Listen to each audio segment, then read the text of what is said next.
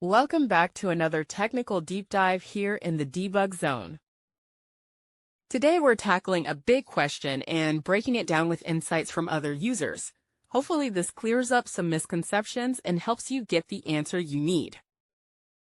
So buckle up, stay a little curious, and let's jump right in.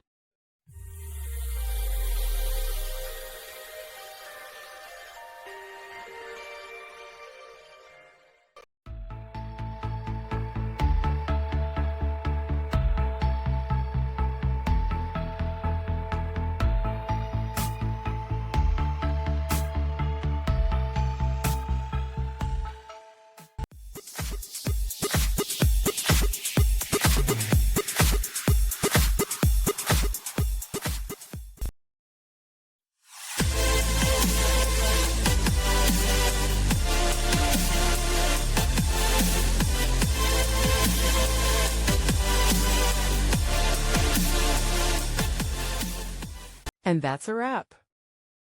I hope you found the answer you were looking for. If you did, take a second to hit that subscribe button. It really helps out.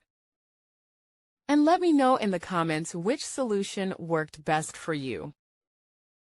See you next time in the Debug Zone.